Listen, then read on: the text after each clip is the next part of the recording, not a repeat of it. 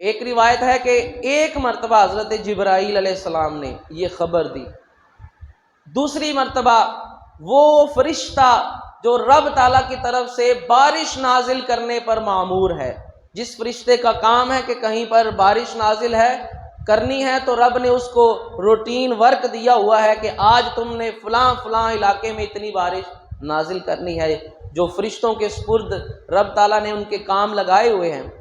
اور تیسری روایت میں تیسری جگہ پر وہ فرشتہ جو کبھی بھی زمین پر نہیں آیا، میں نے اس لیے تفصیل سے پہلے ذکر کیا، جبرائیل علیہ السلام نے ایک مرتبہ وہ فرشتہ کہ جو بارش نازل کرتا ہے، اور تیسری دفعہ وہ فرشتہ جو آج سے پہلے کبھی بھی زمین پر نہیں آیا تھا۔ آقا علیہ الصلوۃ والسلام کی بارگاہ میں حاضر ہوئے، حضور کی گود میں امام حسین ہیں، آپ ان کو چوم رہے ہیں۔ جبرائیل علیہ السلام نے دوسرے واقعے میں وہ بارش نازل کرنے والے فرشتے نے، اور تیسرے واقعے میں وہ اجنبی فرشتہ جو کبھی زمین پر نہیں آیا۔ عرض کی حضور آپ ان سے بڑی محبت کرتے ہیں، تو حضور آگے سے کیا جواب دیتے ہیں؟ ہاں یہ میرا بیٹا ہے، یہ میری بیٹی کا بیٹا ہے، یعنی یہ صرف نواسا نہیں ہے، یہ میرا اپنا بیٹا بھی ہے، کہ رب تعالیٰ نے حضور کی نسل، حضور کی اولاد کا سلسلہ امام حسن و حسین سے جاری فرمایا۔ تو آقا علیہ الصلوۃ والسلام نے فرمایا کہ ہاں یہ میرا بیٹا ہے، یہ میری بیٹی کا بیٹا ہے۔ تو فرشتے نے آگے سے کیا جواب دیا؟ اس نے کہا کہ اے اللہ کے محبوب، کیا آپ کو پتہ ہے، میں آپ کو خبر نہ دوں کہ ایک وقت ایسا آنے والا ہے کہ آپ کی ہی امت آپ کے اس نواسے کو شہید کر دے گی۔ اب آپ مجھے یہ بتائیں کہ جس کو کسی سے اتنی محبت ہو، اور حضور کو تو سب سے بڑھ کے ان کے ساتھ محبت تھی، تو ان کی شہادت کی خبر سننا کہ ایک وقت ایسا بھی آنے والا ہے کہ آپ کی امت کے ہاتھوں ہی یہ بچہ جو آپ کو اس قدر محبوب ہے، کتنی محبت ہے ان کے ساتھ۔ آقا علیہ الصلوۃ والسلام خطبہ دے رہے ہیں، خطبے کے دوران جب عربی خطبہ دیا جاتا ہے تو کلام کرنا مکروہ تحریمی ہے، ناجائز ہے، کوئی کلام نہیں کر سکتا۔ حتیٰ کہ حدیث پاک میں ہے اگر کوئی شخص خطبے کے دوران کلام کر رہا ہے، دوسرا بندہ اس کو کہتا ہے کہ چپ ہو جا، حالانکہ وہ اس کو چپ کروا رہا ہے، اچھی بات کہہ رہا ہے، اگر دوسرا بندہ اس کو یہ کہے کہ چپ ہو جا، حضور فرماتے ہیں کہ اس نے فالتو بات کہی ہے۔ خطبے کے دوران کسی کو چپ بھی نہیں کروا سکتے۔ یہ کس کے لیے حکم ہے؟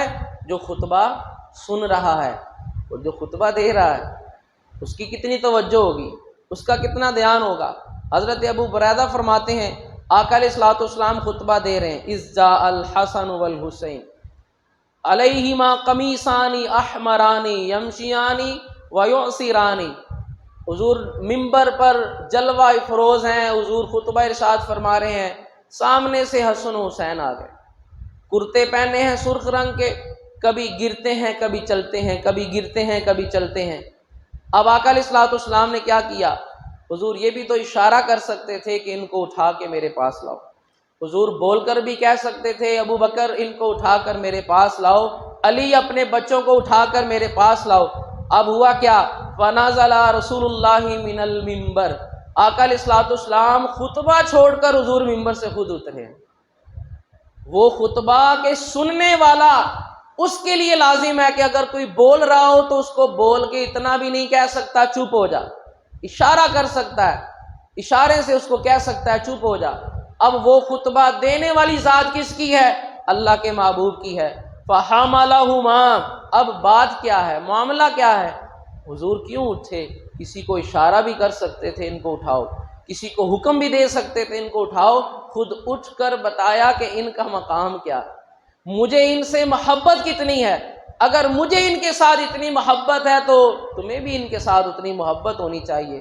اب حضور اٹھے، حملہما ووضعہما بین یدی، آقا علیہ الصلوۃ والسلام نے ان کو اٹھا کر اپنے سامنے بٹھا لیا، اور پھر کہا انما اموالکم واولادکم فتنہ، رب نے قرآن میں بالکل سچ کہا ہے، تمہاری اولاد، تمہارا مال تمہارے لیے بڑی آزمائش ہے۔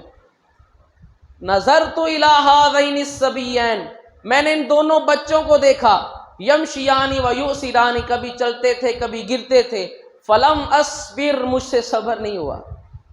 اولاد کتنی آزمائش ہے کہ مجھ سے صبر نہیں ہوا، حتیٰ قطعت حدیثی ورفعتہما، حتیٰ کہ میں خطبہ دے رہا تھا، میں نے خطبے کو روک دیا، بات کاٹ دی اور اٹھ کر میں نے پہلے ان کو اٹھایا۔ تو رب تعالیٰ نے یہ اولاد جو عطا کی ہے مجھے، میری بیٹی کو عطا کی ہے، یہ ہمارے لیے آزمائش کتنی ہے کہ ان کے ساتھ محبت اس قدر ہے کہ اللہ کے محبوب خطبہ چھوڑ کر، آقا علیہ الصلوۃ والسلام خطبہ ترک کر کے، اس کو موقوف کر کے جا کر اٹھا کر حضور نے اپنے زانوؤں پر ان کو بٹھا